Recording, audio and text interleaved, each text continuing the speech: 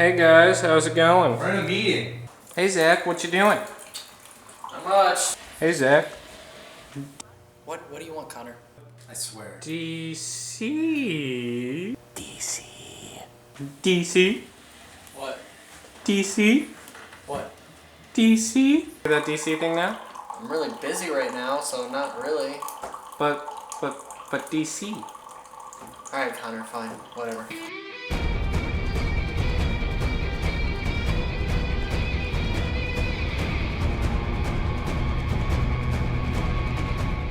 Since the release of Man of Steel in 2013 and then the release of Batman vs. Superman in 2016, Warner Brothers has seen a tremendous drop in opening weekend box office sales for both movies.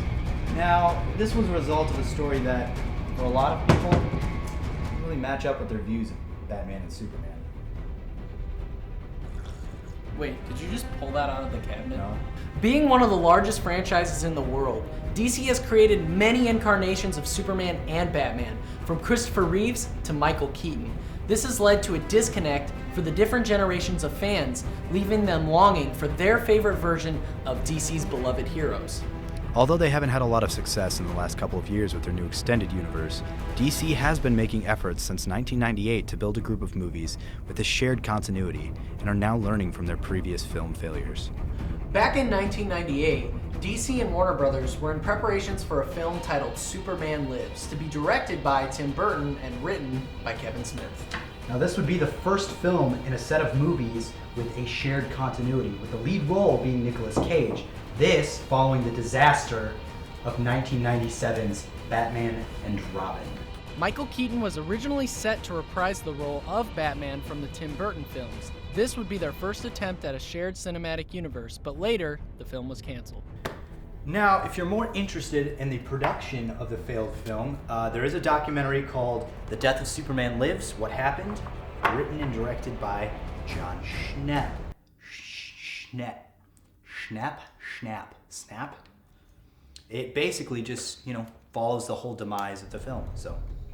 Following the blunder of Superman Lives, another film script written by J.J. Abrams titled Superman Flyby was pitched, which would in turn reboot the franchise, but another script titled Batman vs. Superman was pitched in 2001, putting Abrams' script on hold. Alan, what are you doing? Like, seriously.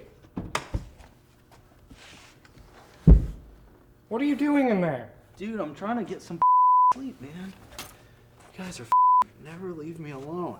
Like, what the We got a thing.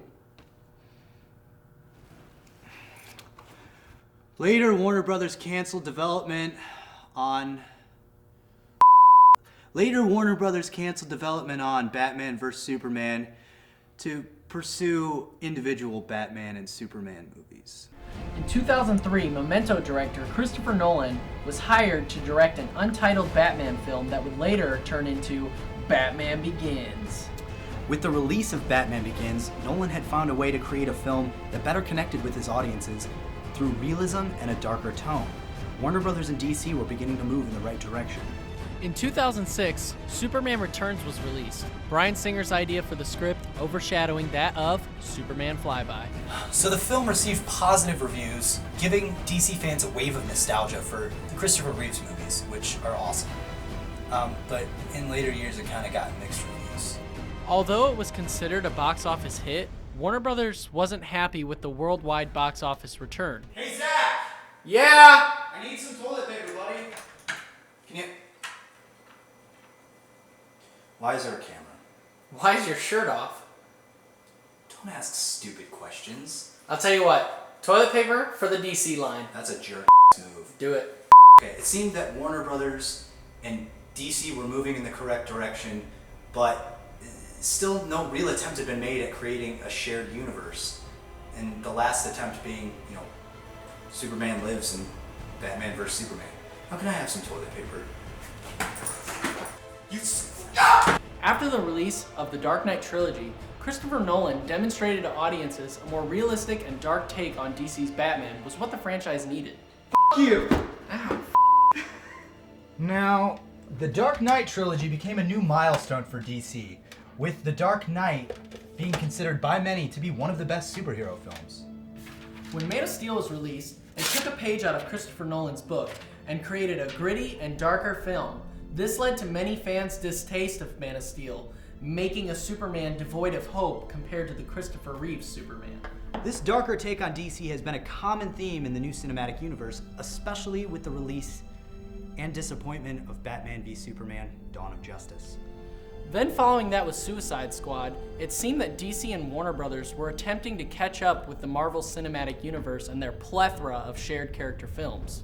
As of now, there's a lot of discussion about DC's future, especially with the untitled Batman standalone in development hell, Ben Affleck no longer directing.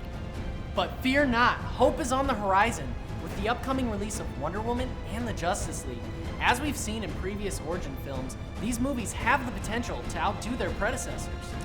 If Warner Brothers and DC take the time to realize the shortcomings in their first couple of films and use their standalone films to give more depth to their shared character movies, then DC may be able to save face and revitalize their current cinematic universe. I'm Colin Vandermolen. And I'm Zach Chrisman. And this is When Nerds Rule the World. Stay nerdy. Hey Zach, you want a beer? Duh.